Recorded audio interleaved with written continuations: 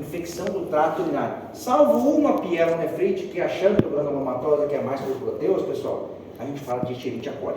Tá? Falou em trato urinário, pessoal, Escherichia coli, na sua grande maioria. Por quê? Porque ele tem esses pequenos apêndices proteicos aqui, ó.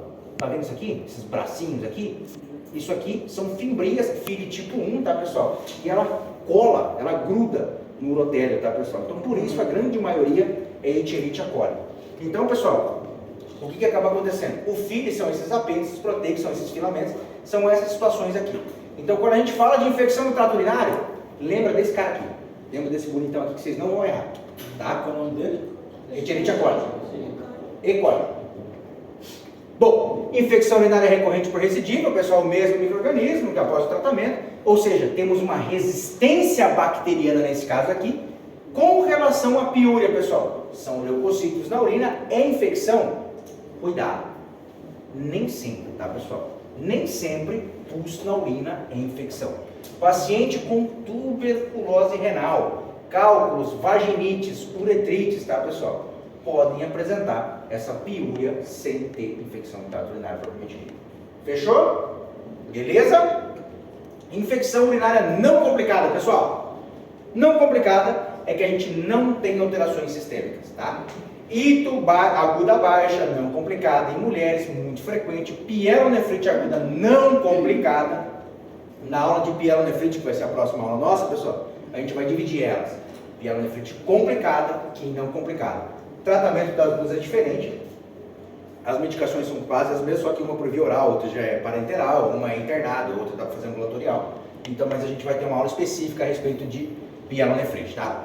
Ito complicada em homens, tá, pessoal? Em homens é um pouco diferente, tá? Em homens, primeiro a gente tem que descartar a hiperplasia prostática benigna, para ver se é mesmo uma infecção do trato urinário ou é a hiperplasia que está fazendo essa dissúria, às vezes pode ser os dois quadros. Às vezes o paciente pode ter hiperplasia e a dissúria, tá? Bacteriúria assintomática também é uma situação que a gente já decorreu aqui, então essa eu acredito que não tenho mais dúvidas, né? Essa tá tranquila? Então beleza. Ito recorrente, quando a gente faz profilaxia com antibiótico. Lógico, faz com a dose menor, por um tempo mais prolongado, é bem chato de você fazer, porque geralmente o paciente não tem aquela aceitação e dá efeito colateral, tá? Imagina você tomar antibiótico aí 30 dias, 60 dias, não é fácil.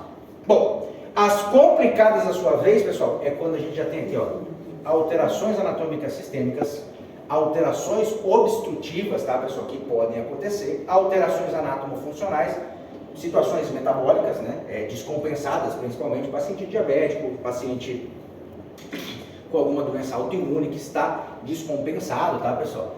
Catéter de demora e origem nosocomial. Vocês sabem que a grande maioria dos casos onde a gente tem bactérias de cunho nosocomial, realmente elas são mais agressivas nesse aspecto. Tranquilos? Seguimos. Etiologia, pessoal. Nas mulheres, principalmente nas mulheres, a gente tem a microbiota fecal. Ou seja, é uma colonização introito-vaginal. Ela adentra a vagina pela microbiota fecal, tá? Ela sai das fezes e ela acaba adentrando a vagina. A grande maioria das situações é por má higiene, tá? Então, e tem muita correlação também com o nível socioeconômico também, tá, pessoal? Então, infelizmente, o nível socioeconômico ele acaba infundindo essas situações aí. Beleza? Seguimos. Bom, E. coli, como eu falei para vocês, 85% das vezes, tá? Falamos em cistite, E. coli, 85% das vezes. Temos também estafilococos saprofíticos, que é cerca de 10% das mulheres que são de cunho sexualmente ativas, tá, pessoal? Klebsiella, Proteus, Serratia, nosocomiases, a gente tem mais as pseudomonas e as serrátias também, tá? Os proteus, pessoal, é muito interessante a infecção pelo proteus, que ele causa não na cistite, mas na pielonefrite, pessoal. Os proteus, eles conduzem a ureasa, que fazem o pH ficar mais alcalino, e por sua vez a gente tem a precipitação de fosfato e formações de cálculos, tá, pessoal? São os cálculos de fosfato, amoníaco, magnésio, tá, pessoal? De estruvita, o cálculo coraliforme. Não sei se vocês tiveram a oportunidade de ver a respeito disso daí. Sabe o que é cálculo coraliforme? Ele leva esse nome, essa nomenclatura, justamente por quê? porque ele vai contornando os cálices renais, então ele fica com uma forma de um coral. Então por isso o cálculo coraliforme, tá? É bem chato de você tratar, pode levar inclusive à falência renal, tá? Então tem que ter muita atenção com essa situação aqui. Bom, uma situação muito importante também, pessoal, e a parte é a infecção pós-coito, muito mais frequente na mulher do que no homem, tá, pessoal? Isso daqui é a infecção com relação temporal à atividade sexual. O paciente vai chegar no seu consultório e fala: doutor, toda vez que tenho o coito com o meu namorado, ou com quem seja aí, não sei, e depois eu vou urinar e arde. É bem frequente, é bem mais frequente do que vocês podem imaginar, tá, pessoal? E infelizmente é uma condição que, graças a Deus, a gente tem um pouquinho de medicações a ser feita a respeito desse paciente aqui, só que tem que tomar muita atenção, porque às vezes você pode fazer uma sobredose desse paciente aqui. O que eu quero dizer com isso daqui, pessoal? Vocês conhecem as medicações, né? Por exemplo, a nitrofurantaína, pessoal, geralmente era de 100 mg, né? Nesse caso desse paciente aqui, vamos fazer de 50, tá? Bactrim, sulfametoxazol, metropina, conhece? Medicação super funcional, funciona pra caramba. Geralmente ele é 800 por 160, aqui a gente vai fazer 400 mais 80, tá, pessoal? Ou ainda fracionar mais uma vez 200 mais 40. A cefalexina, tá, pessoal? Cefalexina, todos conhecem, né? Cefalexina você faz 250 mg em dose única, tá, pessoal? Você faz em dose única pós-coito. Beleza? Mas o Bactrim seria muito agressivo, né, doutor? É que você fraciona ela, né? Você não faz a dose completa. Você não faz os 800 por 160. Você pode fazer 200 por 40. Então você fraciona a dose. Você não dá um antibiótico com a sua potência máxima nele. E tem a macrodantina, Tá? o monoril também, né? Não, o monoril também serve. É fosfomicina e trometamol.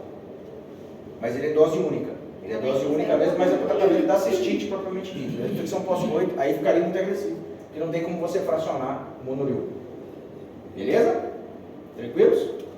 Bom, etiologia em relação à idade, pessoal. Como comentei com vocês, população geriátrica. População geriátrica tem que ter uma atenção especial, justamente porque eles têm uma apresentação atípica, tá, pessoal? Existe uma alta prevalência de bacterímia sintomática, uma incontinência urinária geralmente na mulher, tá, pessoal? E muitas das situações acontecem por conta dessa baixa do estrogênio. Dentre essas condições, pessoal, uma das que as mulheres acabam tendo que se adaptar muito mais é o ressecamento da mucosa vaginal. Ocorre esse ressecamento em decorrência dessa diminuição desse hormônio, ok? É bem natural, graças a Deus existem as reposições hormonais hoje, então dá para você ir suprindo e suplementando isso daqui. Escherichia coli, pessoal, ainda são 50%, então é o principal ator nessa situação aqui, e frequentes infecções polimicrobianas, geralmente associando a Escherichia coli com prótons. Beleza? Seguimos. Etiologia, pessoal, ainda a gente tem os fatores comportamentais. Vocês viram lá na incidência, quando a mulher começa a ficar sexualmente ativa, então existe um pico de incidência, tá? A sua vez, uso de espermicidas aumenta a colonização. Paciente diabético, pessoal, existe uma hitoassintomática que é mais comum, tá, pessoal? E ela é um fator de risco para pielonefrite. Por exemplo, eu sou um paciente que sou diabético. Eu excreto mais açúcar pela urina do que um paciente normal. Então eu excreto mais. E a medicação que eu também tomo, que é a dapaglifosina, ela também faz essa situação de eu excretar mais açúcar pela urina do que o paciente normal. Então o alto índice de colonização, por exemplo, de cândida para mim, é maior do que um paciente normal. Entendeu? E essa cândida, ela pode acabar obstruindo e aí provocar uma situação exatamente. Perfeito? Tranquilos até aqui? Dito isso, pessoal, lesões espinhais ou cateterismo vesical e a gravidez, então, são as principais etiologias que a gente tem em relação a essa situação. Vamos lá. Curiosidade para vocês, pessoal, é que a bexiga neurogênica é uma condição causada por uma lesão neurológica, onde a bexiga fica flácida ou perde a capacidade de contração. Sintomatologia pode incluir incontinência por transbordamento, aumento ou diminuição da frequência e urgência urinária, incontinência e retenção. Sabe o que é bexiga neurogênica? Conhece a condição? Bom, vocês conhecem as fases miccionais, né? As fases do ciclo da bexiga. A gente tem a fase de enchimento e a fase de esvaziamento. Correto? Fase de enchimento, a gente tem o relaxamento do músculo detrusor, aonde o rim produz urina e o ureter conduz até a bexiga, então ela enche, o músculo relaxa. E o esfíncter fecha. Tá? Na fase de esvaziamento, a gente tem a contração do músculo detrusor e a abertura do esfíncter. A bexiga neurogênica, às vezes ela perde essa capacidade, ela não entende que está na hora de esvaziar. Então ela acaba transbordando. Aí eu posso produzir a ito. Beleza? Seguimos. Classificação, pessoal. Vamos dividir aqui, ó. Ito baixa e ito alta, tá, pessoal? Ito baixa, pessoal, cistite, uretrite, orquite, epididimite, prostatite são infecções do trato urinário baixa. Ito alta, pessoal, pielonefrite. Isso aí estamos falando de rim, tá? Aguda, crônica, xantogranulomatosa, efizematose. Essa daqui é importante, pessoal. Essa efizematose aqui, muito característica do diabético, tá? Efizematose porque ela, quando você vai fazer a tomografia ou qualquer outro exame, aparece gás no ilho. Então é a presença de gás justamente pela precipitação do açúcar que a bactéria Proteus, o Escherichia coli, faz nessa situação aqui. Tá? Mecanismo de defesa, pessoal. Como é que a gente se defende de uma bactéria? Primeiro, pH e osmolaridade. Bactérias se proliferam em uma situação de pH. Tá? Então você deve se proteger em relação a isso. Diurese. O fato de você urinar. Inclusive, pós-coito, o ideal seria urinar pós-coito, justamente para você evitar qualquer colonização bacteriana. Tá?